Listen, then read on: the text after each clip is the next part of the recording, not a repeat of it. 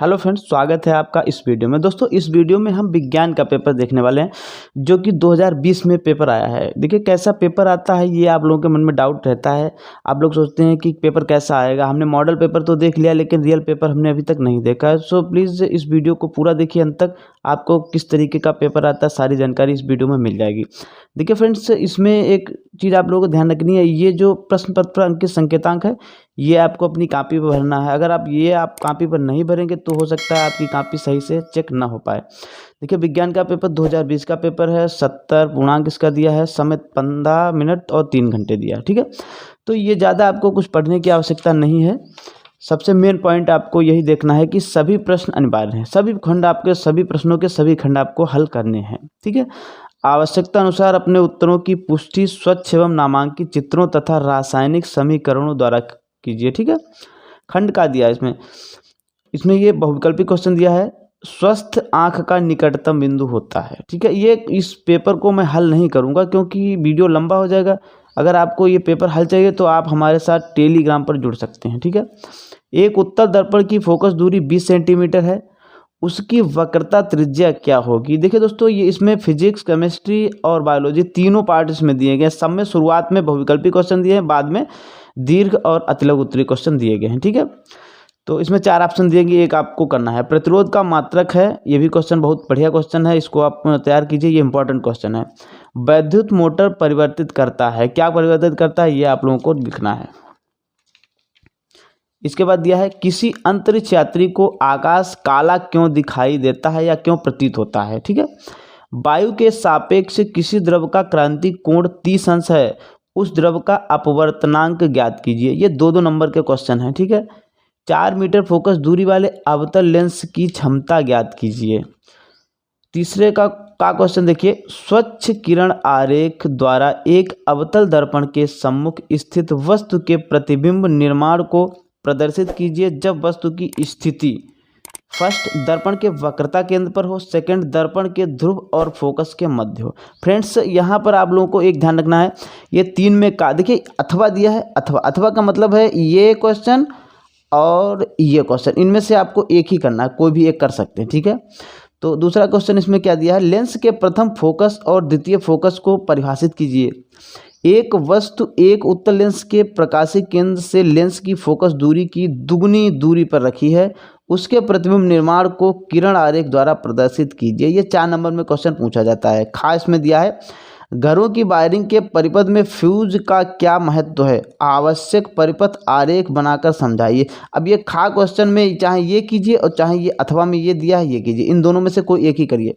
यहाँ पर अभी आपने देखा था ये इसमें का में 3 का में ये अथवा में दिया था ये ऊपर वाला, अब इसमें भी ये अथवा में दिया है। देखिए 1500 वाट सामर्थ्य वाले एक विद्युत हीटर को 250 वोल्ट के विद्युत बेंच से जोड़ा जाता है, ज्ञात कीजिए हीटर से प्रवाहित धारा सेकंड हीटर के तार का प्रतिरोध कितना होगा। ठीक है, बहुत ही सरल क्वेश्चन आता है, सरल पेपर आता है, आप लोगों को बिल्कुल घबराने की कोई आवश्यकता नहीं है।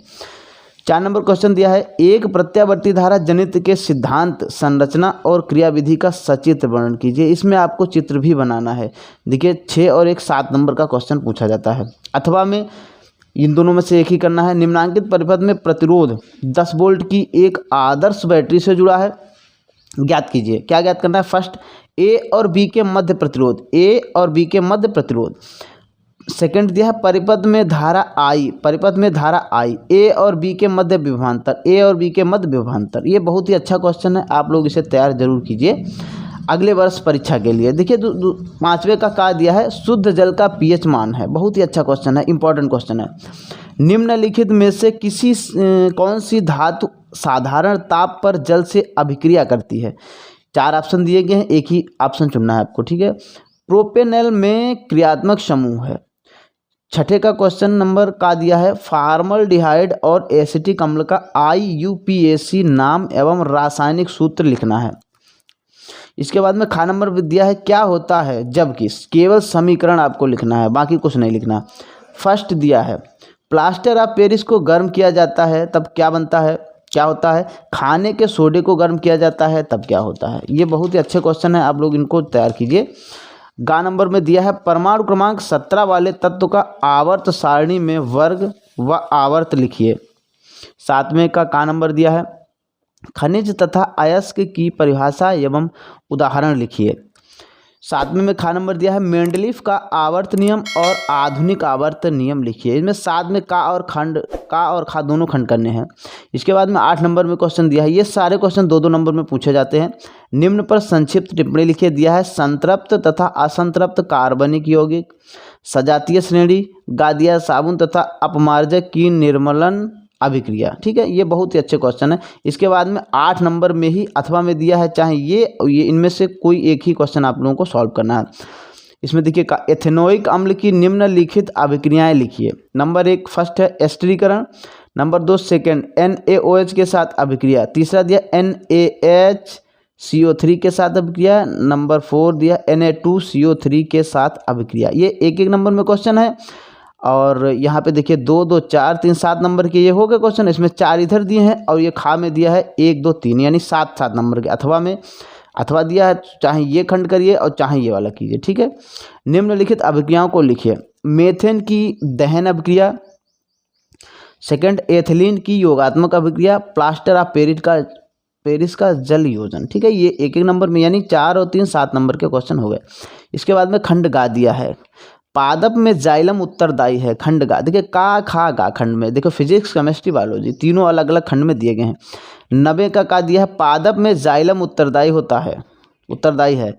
खा गर्म जल प्राप्त करने के लिए हम सौर जल तापक का उपयोग किस दिन नहीं करते हैं। ये बहुत ही अच्छे क्वेश्चन, इंपॉर्टेंट क्वेश्चन है। आप इस पेपर को ही तैयार करेंगे तब भी आपके अच्छे अंक आ जाएंगे। तो ये पेपर बहुत ही अच्छे क्वेश्चन इसमें है। मस्तिष्क उत्तरदायी है सोचने के लिए, हृदय स्पंदन के लिए, शरीर का संतुलन बनाए रखने के लिए, इनमें से सभी। ये भी क्वेश्चन बहुत अच्छा है। निम्नलिखित में से कौन सा एक मानव में मादा जनन तंत्र नहीं है, जनन तंत्र का भाग नहीं है। 10 नंबर में का दिया है स्वपोषी पोषण के लिए आवश्यक परिस्थितियां कौन सी हैं, उनके अंतिम उत्पाद क्या हैं। खा नंबर दिया है मानव के वृषण के कार्यों का उल्लेख कीजिए। 2 नंबर में क्वेश्चन पूछे जाते हैं। जैव विकास को उपयुक्त उदाहरण की सहायता से स्पष्ट कीजिए। 11 में का दिया है छुई मुई पादप में गति तथा मानव टांग में होने वाली गति में क्या अंतर है। अब देखिए यहाँ पे समझने वाली बात है, 11 में का या ये क्वेश्चन दिया है मानव में लिंग निर्धारण कैसे होता है। इन दोनों में से एक ही क्वेश्चन करना है। कुछ बच्चे क्या करते हैं कि अगर उन्हें पता है तो दोनों क्वेश्चन करते, नहीं पता तब भी दोनों क्वेश्चन करते हैं। ये करना कोई आपके समय बर्बादी के सिवा कुछ भी नहीं है। इसके बाद में खा खंड में दिया क्या होगा यदि हम खाद्य कड़ी के प्रथम स्तर उत्पादक के सभी जीवों को समाप्त कर दें। ये 4 नंबर में क्वेश्चन पूछे जाते हैं। अथवा ओजोन परत की क्षति हमारे लिए चिंता का विषय क्यों है, इस क्षति को सीमित करने के लिए क्या कदम उठाए गए हैं। ये भी क्वेश्चन बहुत ही इंपॉर्टेंट है। इसके बाद में 12 नंबर में दिया है वृक्काणु नेफ्रॉन की रचना तथा उसकी कार्यविधि का वर्णन विस्तार से कीजिए। अथवा पादप में जल और खनिज लवण के वहन की विधि का वर्णन कीजिए। देखिए 4 और 3 7। इसमें देखिए वृक्काणु की रचना तथा उसकी कार्यविधि, रचना और कार्यविधि 3 और 4 नंबर के हैं। इन्हें वर्णन से विस्तार से वर्णन इनका करना है। देखिए ये पेपर बहुत ही इंपॉर्टेंट, बहुत ही सरल पेपर आता है। अगर आप थोड़ा मेहनत करेंगे तो आपको अच्छे अंक आ सकते हैं। तो प्लीज़ वीडियो अगर पसंद आए तो इसे लाइक ज़रूर करें और चैनल को